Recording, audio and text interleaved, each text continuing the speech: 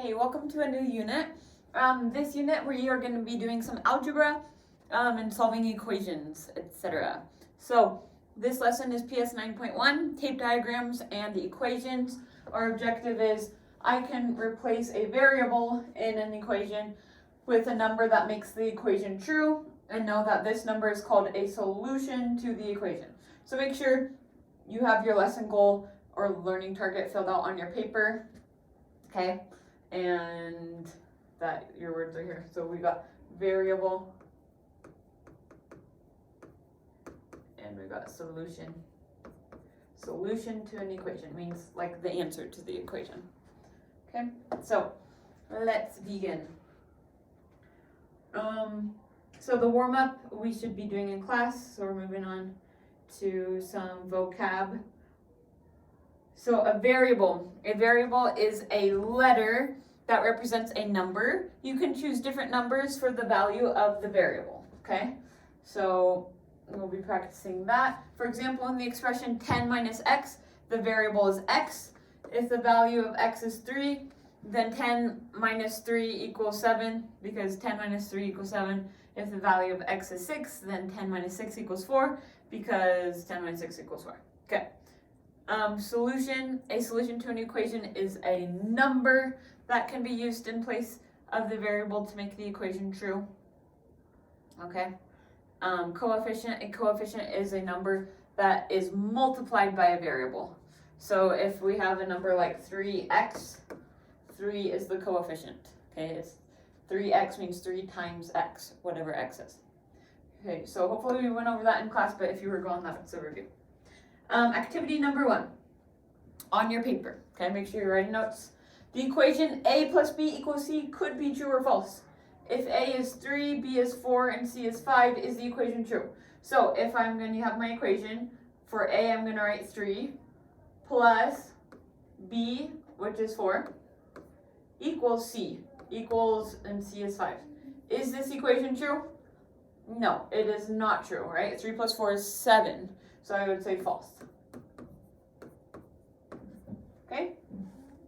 The equation x times y, remember that dot means times because we're not going to write an x anymore for times because x is a variable. So x times y equals z could be true or false. If x is 3, y is 4, and z is 12, is the equation true or false? So x is 3 times y is 4 equals z is 12. So let's see if that works. 3 times 4 is 12, and 12 equals 12, so yep, this one's true. So that one works. Okay. So when we plug in the numbers with the equation, then it is true. So then we say the equation is true. An equation has an equal sign, okay? So it has a number times something or added something, subtracted something, and it has an equal sign and then answer. Okay, activity number 2. So now we're going to apply some things. So here are some equations that contain a variable. Remember, variable is a letter, and a list of values. Think about what each equation means and find a solution in the list of values. If you get stuck, consider drawing a diagram. Be prepared to explain why your solution is correct. Okay. So right here, number 1, we have 1,000 minus something. We're trying to find the solution, meaning what does 8 equal to make this statement true? 1,000 minus something equals 400. So one way to find out what that something is to take 1,000 and subtract 400, right? I know 1,000 minus 400 is 600. So let's see if that works. If 1,000 minus 600, we're going to say equals 400. Yep, it does. So I'm going to say A equals 600. So that's my solution to this equation for number 1. And I'm going to look at my options. Yes, 6 is an option. 600 is an option. So that means I'm probably correct. Okay, next we see 2. 12.6 equals b plus 4.1. We want to see what b equals to make it true, the solution to the equation. So b, how I go through the steps, I first identify my variable. My variable is b. With b is plus 4.1. So to get b all by itself, we always want to isolate or make b be all by itself, okay? So to get b by itself, I need to do the opposite of adding 4.1, which is subtracting 4.1, okay? So if I subtract 4.1, 4.1 plus 4.1 minus 4.1 becomes 0. So I have b all by itself, okay? 12.6 minus 4.1, I can do that math. 12 minus 4 is 8, so 8.5. So I check to make sure does it work if I plug in b, 8.5 plus 4.1, does it equal 12.6? And yes it does, okay? So 4.1, I'm sorry, not 4.1, 8.5 is my solution. I would say b equals 4.1 for number 2. And I look to see if that's an option. Oh, not, sorry, I keep writing the wrong one. Not 4.1, 8.5. B equals 8.5. Okay, and I look here. Yep, here's an option, so I use them. Okay, number 3. 8c equals 8. So 8c means 8 times c equals 8. Okay, so my variable is c. With my variable, there's a times 8. So to get c all by itself, which is what I want to do because I want to see what c equals, I do the opposite of timesing by 8, which is dividing by 8. So I can divide by 8. Whatever you do to one side of the equation, you do to the other side of the equation. Okay? So if I do 8 divided by 8, I get 1c, 1 times c, which is just c all by itself, okay, equals 8 divided by 8, which is 1. So c equals 1.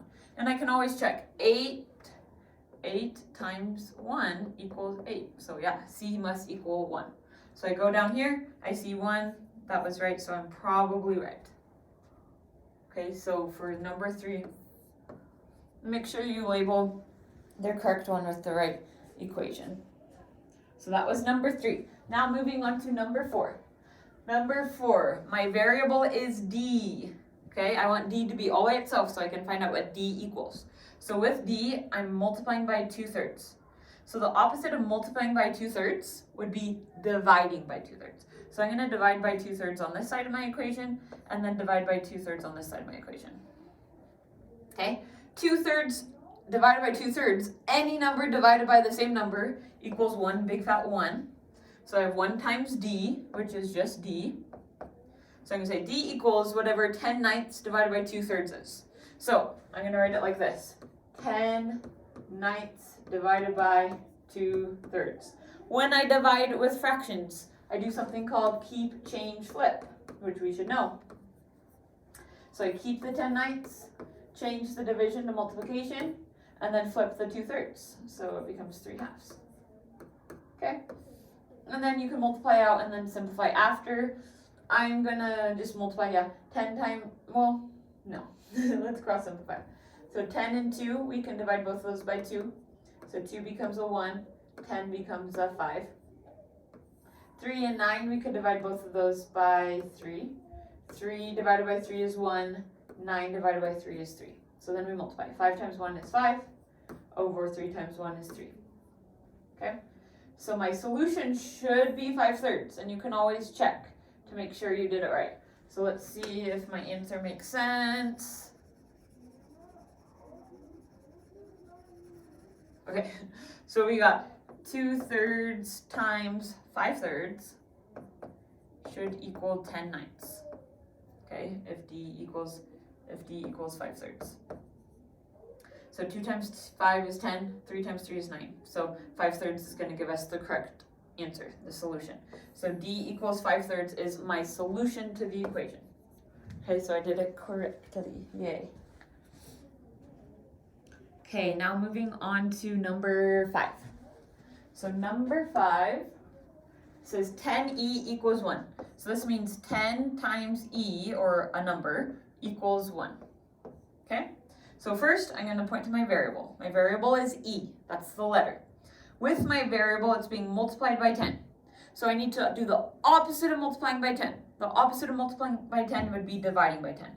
So I divide this side of my equal sign by 10, and I divide the other side by 10, just to keep it balanced. Because whatever you do to one side, you got to do to the other side. So 10 divided by 10 is 1. And 1 times e is just e. So I'm going to say e equals 1 divided by 10, which I can just write as 1/10. Okay? So I look to see if that's one of my options. Ooh, I don't see it in fraction form, but I know 1 divided by 10 or 1/10 is the same as 0.1. Okay? Which is shown right here. So yep, that works. So I could say e equals 1/10 or 0.1. So my solution, and you can always go back and check. So 10 times 1/10 equals 1, let's see. 10 over 1 would be 10. 10 times 1 is 10. Over 1 times 10 is 10. 10 divided by 10 is 1. So, yep, my solution works. You can write it as a decimal, as 0.1 or 1.10. Works great. Or 1/10, sorry. Works great. And that's E. Okay, switching colors again. So now we are at number 6. So number 6 says 10 equals 0.5f. So first I'm going to underline my variable. My variable is f. This really means 10 equals 0.5 times f. Okay? So anytime it has the number right by the variable, that means we're multiplying. So my variable is f. With my variable, I have a 0.5. Okay? So it's being multiplied by 0.5. So I'm going to do the opposite of 0.5, which is dividing by 0.5. So, and then I divide by 0.5 on the other side of the equation. So I know 0.5 divided by 0.5, any number divided by the same number is 1. So this means 1 times f, which is f all by itself, which is what I wanted. And then I need to do 10 divided by 0.5. So a couple ways to do it. 10 divided by 0.5. Okay, so remember the number we're dividing by needs to be a whole number. So I'm going to move the decimal over once of my divisor. I know 10's decimals right here, so I also need to move it over once. And then I'll add a 0 for the missing place value. So really, in the end, I have 100 divided by 5.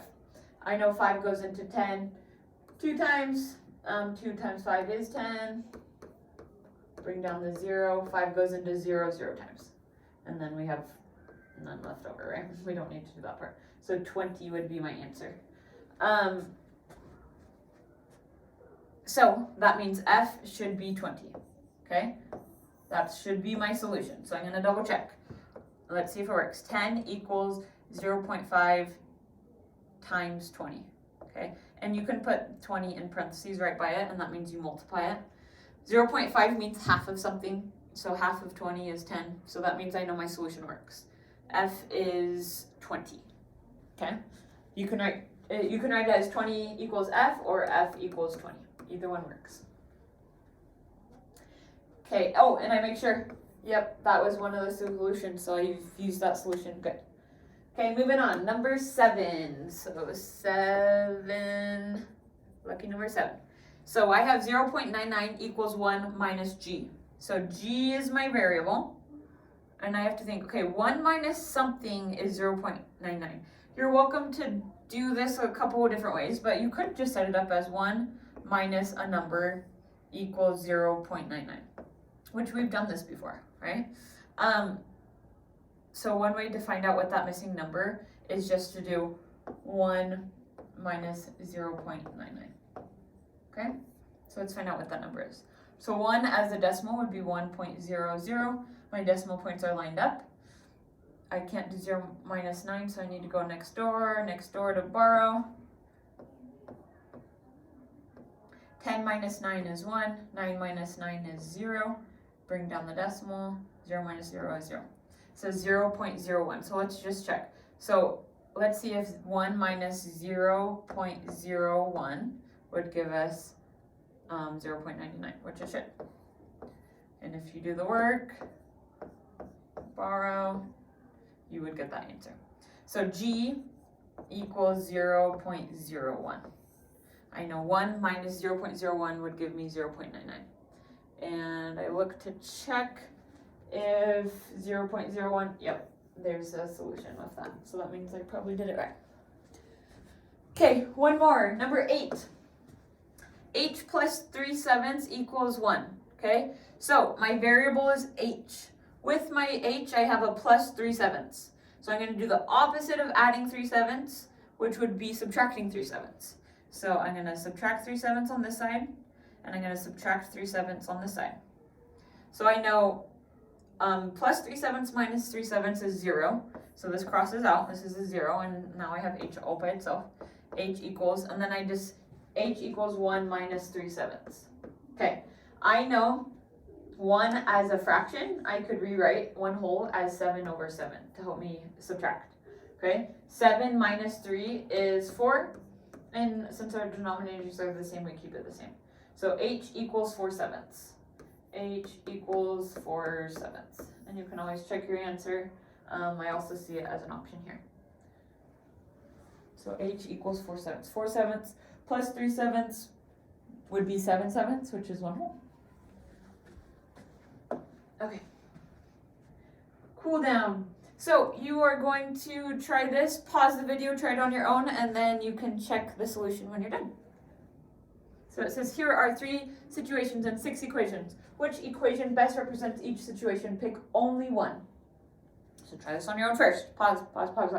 Okay, number 1. After Elena ran 5 miles on Friday and ran X miles before Friday, she had run a total of 20 miles for the week. Which equation represents this situation? So she ran 5 miles plus, and a lot of times and means plus, and X miles, and she ran a total usually means equals 20. Okay, so I'm going to see if that's an option up here.